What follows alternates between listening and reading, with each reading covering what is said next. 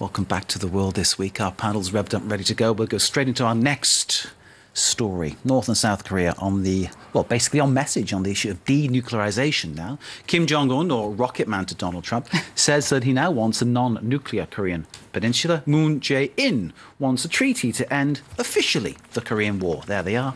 Hands together, united and lifted in some kind of victorious gesture. But are there genuine reasons to be cheerful here? Let's put that to our panel and start with Christopher in New York. What's the feeling, Christopher? Are we seeing positives, genuine positives from Korea? Well, it's a little bit more positive than it was even a few days ago, but only a little bit. And it all fits into what's been a pretty clear North Korean strategy, which is to divide South Korea from Washington on a couple of issues. One of the key issues is the peace treaty.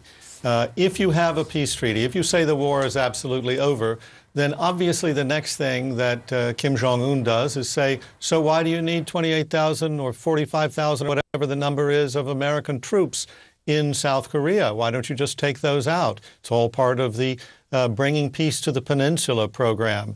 At the same time, while he's talking about denuclearization, shutting down the Yongbyon reactor and taking out some of the missile test sites, he's saying that he'll do that in reciprocation, or if there is reciprocation, in a staged program of building confidence measures, basically, which is exactly what we've seen many times with North Korea in the past, and eventually it falls apart because ultimately the confidence isn't there.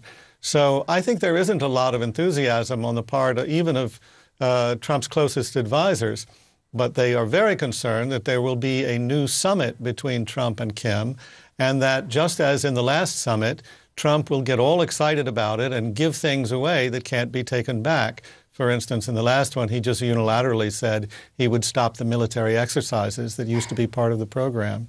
At the same time, things are going very badly with China, as Trump keeps ratcheting up sanctions on China, with new ones now because it was buying warplanes from Russia. And as a result, the ability to count on Beijing to help with the Korean peninsula issue and denuclearization, that ability is diminishing by the day. So Christopher Dickey, not convinced by the hands lifted with Kim and Moon together, Regis. What was your reaction when you saw that image? Well, it's been, we've seen many images coming and many steps taken by North Korea. Look at the recent 70th commemorations of the creation of North Korea. They refrained themselves from putting the ballistic missiles in front of the parades. That was a sort of gesture it made it in, to say, we're down, we're not threatening anymore. We're not, and the speech was much less, hard than it had been in the past years or whenever there was this kind of commemoration. So obviously North Korea is trying to work that past. They have not changed anything on their nuclear. They have not dismantled anything. They are, and that's the problem with the Trump administration, because Trump has been trumpeting that he reached an agreement and that North Korea will fully denuclearize, and that has not happened yet. But still, you see that recently the foreign minister Ri Yong-ho, which is of North Korea, has been invited to New York by Secretary of State Pompeo. So there is still hope that the U.S. can, but as Christopher Dickey clearly said it,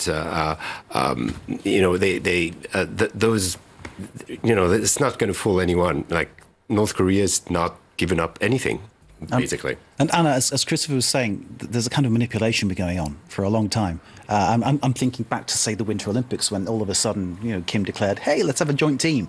Completely stole the light from South Korea with their Olympic Games. Instagram diplomacy, right? Instagram diplomacy, yeah. The amazing thing is how much the North Korean leader has been able to get from so little concessions. it's quite amazing. It proves that he has good strategists with him, or that he's a good one, surprisingly, because you'll never guess it from looking at him. But I mean, that is just a silly observation, obviously.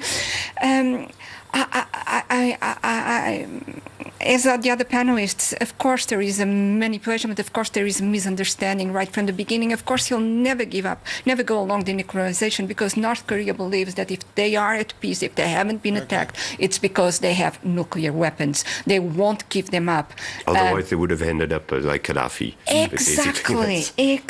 That's their analysis. And for instance, for the Trump administration, peace comes from denuclearization. So there is a complete misunderstanding here right from the beginning. And of course, as you said, Trump administration is one thing. Trump is another thing. He's so volatile, so unpredictable as well in the things that we don't know where we can go from here. But I do admire, in this very unstable setting, the actions of South Korean president, who is really trying to save his country from war.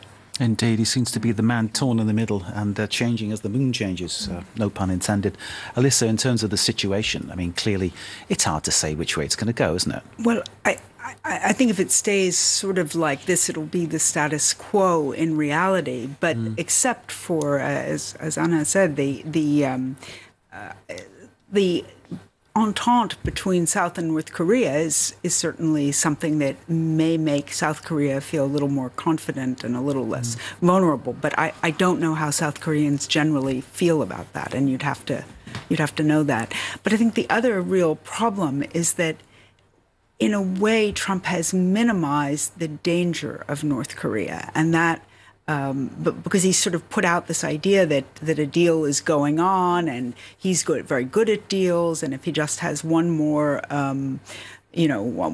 meeting, then maybe it'll go to the next step. And in fact, exactly as Chris said, as Regis said, nothing has happened. There's no change in the actual level of danger. And also to go beyond that, the question of the 20,000 troops being stationed, or U.S. troops being stationed, has been pointed out by Trump many times.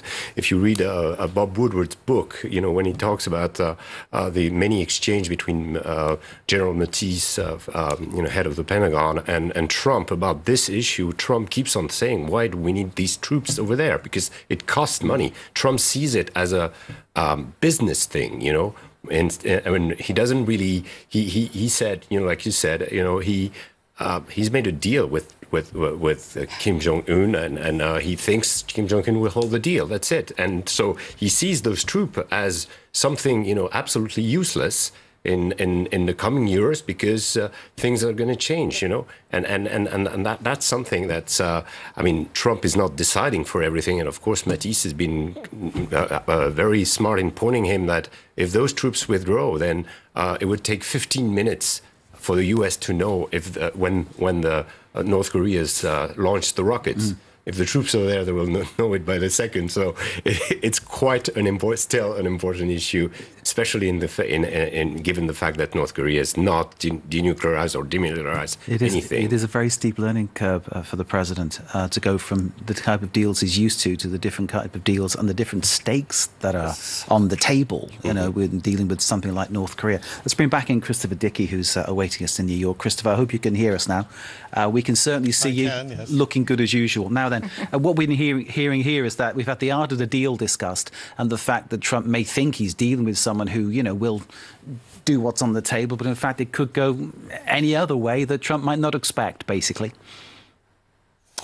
Well, yeah. I think that a big part of the art of the deal in Trump's head is maximum pressure. That's what he thinks he was doing about North Korea, and it did seem to have some impact on Kim Jong-un last year. But since the summit, Kim Jong-un took the measure of Trump and basically seems to think, probably with some reason, that he can make deals with Trump that go over the head of all of Trump's advisors. Because Trump is so arrogant, he thinks he knows much better than any of the people who've been studying North Korea for years. Trump is very animal. He goes with his gut, with his instinct. It served him well in getting elected president, but it doesn't serve him very well in negotiating with someone like Kim Jong-un. And I think that's one of the reasons that Kim Jong-un wants another summit, and repeatedly dismisses Mike Pompeo, the Secretary of State, although I think now he may have invited him back. But he basically says, we don't have to talk to Mike Pompeo. We don't have to talk to the Secretary of State. Let's cut a deal with Donald Trump. We know how to work with him, and basically they know how to work him. Yes, I was going to say, who's pulling the strings? And I think you just more or less spelled it out there. Anna, do you see Kim as the puppet master, manipulating? Definitely, and these situation. are times, definitely he's winning, and these are times for leaders like him. Like some time ago, he still was the plague itself in international relations, and in a time of populism and drifting away from democracy, someone like him can, be almost a hero going on Singapore by night and being waved by people. Probably misses another meeting as well in Singapore, another stroll on the streets of Singapore at night, and definitely manipulating, as Chris said, definitely manipulating Trump. So behind the smiles and the handshakes, reasons to be a little bit suspicious about what might happen next. Let's move on. A ground invasion has been avoided, we think, in Syria's Idlib province. This came after a deal announced by Russia and Turkey. The rebels under this deal will move out of Idlib by next month. The UN was warning of a humanitarian disaster in Idlib, the last rebel-held enclave in Syria, but Putin and Erdogan sorted it out, and then they told Assad and the rebels afterwards, and fortunately they went along with it. But the situation, as complicated as ever, and Regis Le Sommier, do you think this will hold together? Do you think this will bring us towards a solution, or will it just open up another Pandora's box of problems? Well, it's a tricky question. Everybody was surprised to see that Russia and Turkey namely Erdogan and Putin, were able to pull out this deal. It was mainly expected that the SA, the Syrian Arab Army, would start its long time announced invasion of Idlib. The problem is Idlib has been the receptacle of every single rebel groups in Syria that decided to keep on fighting against the Syrian army. So from basically the end of Aleppo, the eastern Aleppo enclaves in December of 2016, every rebel that wanted to keep fighting went to Idlib. So there's a huge amount of fighters over there. A lot of them are jihadist groups, including foreign fighters, people from the Islamic Turkestan party, of which are the Uyghur, the Chinese jihadists. You have the faction, the Katiba of Omar Hamsen, who's a French citizen from Nice, who has his own little army over there, and many, many others. The main groups that is holding Idlib, the province of Idlib right now, is Hayat Tahrir al-Sham, which used to be Al-Qaeda, but sided away from Al-Qaeda. Nusra, but Al-Qaeda. So you have all these various groups. Right now, some groups have said they will go with the agreement. Some groups have openly said they won't. But before October, mid-October, what the agreement requests is that there's a band strip, sort of no-go zone that is operated by the Turkish army and the Russian army that is done all around Idlib. And some of these groups are holding positions, and some have already said they won't give up these positions. So it's a tricky agreement. Will the Russian and the Turkish be able to put it in place? That's a question. Or is it merely a delay for a major offensive we'll see coming in October or November? It all sounds very apocalyptic, Elisa. Yeah. Well, I think we almost have to step back a little as well and put Idlib in the larger Syria context, because it's not as if Russia is just looking at that. It did agree to broker this with Turkey. It has some reasons for courting Turkey now that there's more tensions between Turkey and the United States. Or further courting it. But I think if you look where the Syrian army, the government's forces are and what they might be interested in, they could well, with the help of Russia, either probably not overtly, but in a more covert way, turn towards the other rebels they don't like, which are the American-backed rebels who are in the north and along the eastern border where there was ISIS. They have a very good excuse for being there. They're getting rid of the end of the tail end, the remnants, or whatever you want to say, of the Islamic State. Though we know they're never just remnants. Is this the YPG? Well, this is the YPG, and it's also other sort of Syrian democratic forces, which include YPG. And certainly Turkey wouldn't object. They don't like the YPG. They view them as part of their of the group that is really synonymous with their Turkish Kurds. And I've seen quite a bit of analysis looking at where there have been sort of preliminary movements in the direction of north and that part of eastern Turkey down around not Turkey, of Syria near Deir ez-Zor. Sure. So I think we have to look at the whole picture, and the whole thing is still just terribly dangerous. Like you say, you take that step back, you see that there are so many different layers, different fronts. Really. Yeah, it's all very volatile. Anna, but. On a different level, going further back still, who was on the press conference in the end? Who was around the table? Only Russia and only Turkey, not the Syrian officers. Well, they were there but not as actors, and not the Americans and not the Europeans. And this also indicates that Bashar al-Assad has outsourced many of the states' tasks to some groups, allies inside Syria, in order to win this civil war. And he also has outsourced the ultimate state power, which is the monopoly of violence. He doesn't have it anymore. And then we can see that regarding, because that's the definition by Max Weber, but it's a little debatable. You can agree with it or not. If the offensive happened, it would be made by the Syrian army. It would not be. Yes, but I mean, in the whole of Syria is not the only one to use. In a second, Christopher. In a second. Go ahead, Christopher. Go ahead. Sorry. Yeah, we had very good reporting from there in the last couple of weeks. And we were some of the first to report that the Syrian army didn't have enough troops, even remotely enough troops, deployed in the region to carry out the offensive that it was talking about. It had about 25,000 troops.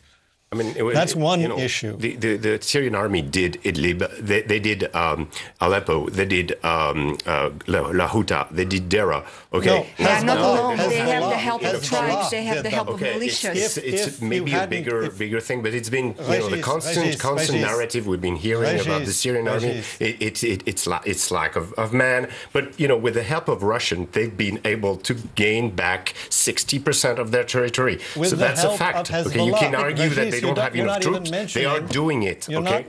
You're not mentioning Hezbollah. You're not mentioning Iran. Of course, I'm mentioning those. I don't deny the existence of this. But stop. It doesn't change anything by saying the Syrian troop does not have troops. I don't know why you're. We are not saying. No, but.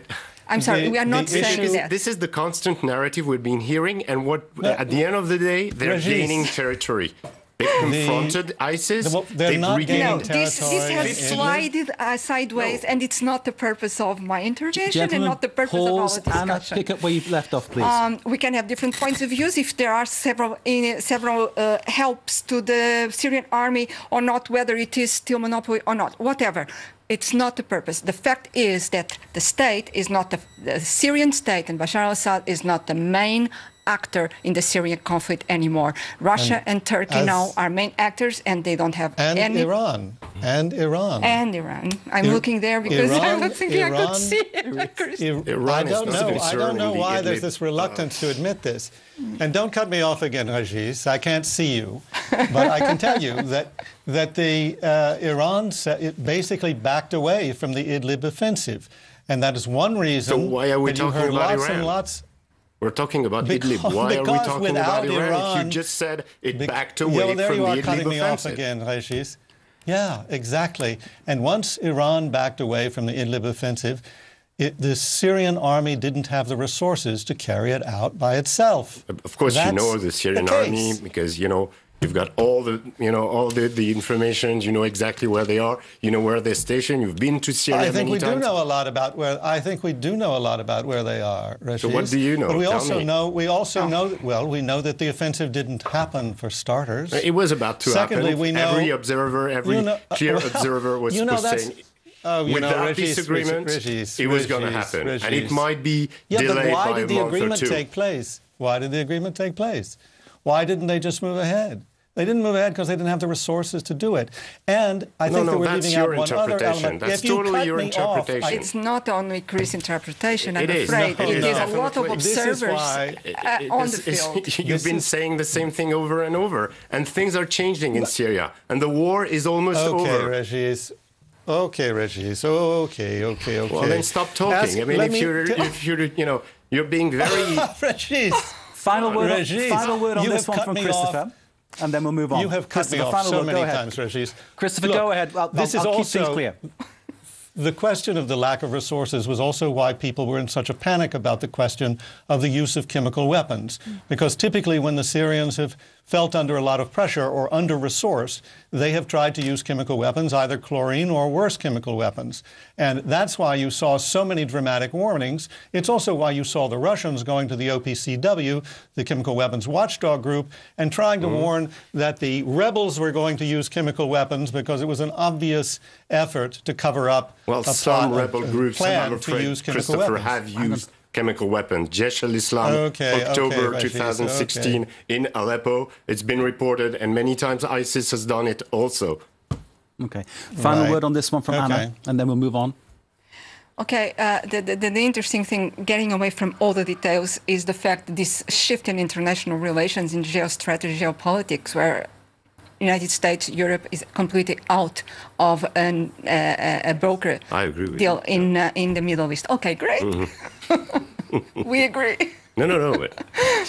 We don't necessarily disagree with it. I think the other thing that's noticeable, building on what you're saying, is that it is possible for the Russians to have considerable latitude in what they do because they know that President Trump will not call them on it or reproach them for it. He doesn't want to be involved in Syria. He's never engaged as much. It's always been General Mattis and the Pentagon, which has seen all the implications.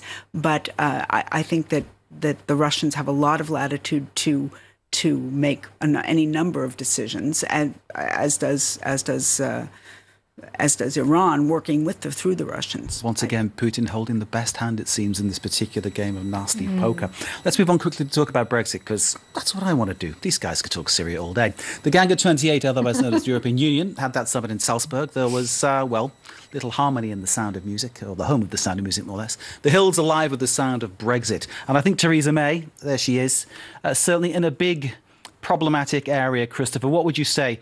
Can she survive this? Will she still be leader of the Tory party and Prime Minister going forward, do you think? I honestly don't know. She seemed to teeter on the brink of falling for so long and on this specific issue, and still she manages to survive. But clearly, Britain is in disarray, and the European Union is standing firm. So I don't see how she can last much longer, but it isn't clear to me exactly how she could be replaced in a way that would resolve the Brexit issue to the satisfaction of almost anybody. Regis. Well, it's it's a status quo. I mean, nothing has come out of this summit. I mean, let's look at absolutely nothing. There's there's been warnings on both parts. And Theresa May has held her ground. She said, and basically, you kind of wonder why this summit are made. With the Europe. It's like a vinyl record stuck in the same groove, isn't it? I just I hear the same things all the time. It's really disparaging. And even on the migration issue, I mean, nothing has been clearly decided. I mean, there's been some. Well, no, I think that's right. Nothing has been clearly decided, but this was just my very naive reading of it, because I don't follow these summits with great... I get bored partway through often, because there is so little change. But it does seem that all of the discussion about a more shared migration policy has moved further and further and farther away. And actually what has happened is that more and more Europeans seem willing to outsource some of the more distasteful parts, such as allowing the Egyptians to basically pick people up and move them back to Africa, and sort of regardless of their condition, regardless of whether they might qualify for asylum. And as we know, some people do, some people don't, but that's a decision made later. So to me, almost we're moving away from the ideas that certainly Angela Merkel and also to some extent Macron were talking about in terms of coming up with a more shared and sort of just policy within the EU. And the issue of migration, I think, is the one, Anna, where it says the EU has failed, hasn't it? I mean, not being able to find a solution. You think this would be the one where they could actually show, look, this is a solution. We work as a 28-nation team. It's the big problem coming up in the European elections next year. And it's the big fight within the European Union. Right now, in a more velvety way, if you want, it can get very rough in the months ahead. And it's a real test for democracy, for our values, in European values, and for our future, I believe. But going back to Brexit and Theresa May, I think there is a lot going on actually in there, because maybe by creating a crisis nearing the time, which is March 29th, I believe, when UK may leave European Union without any deal whatsoever, but still stepping into a transition period. So let's watch it. There is creating a crisis so near the end. It might bring people both sides into focus. Focus, yes. To reach a deal. Secondly, Theresa May's weakness, political weakness at home, it's her leverage to the European Union, because if she falls and we have to deal with Boris Johnson, let's say, or Jeremy Corbyn. Well, yeah, if there's an election, Boris Johnson will be worse. We don't want that in Europe. I need to pause you. Brexit sounds like a mess. I'm going to get a French passport. Thank you very much indeed, Ana Navarro Pedro from Israel. Thanks to Regis Sommet from Paramatch. Thanks to Alisa Rubin from the New York Times. And thanks to Christopher Dickey joining us there from his perch in New York. Great to see you, sir. This has been The World This Week.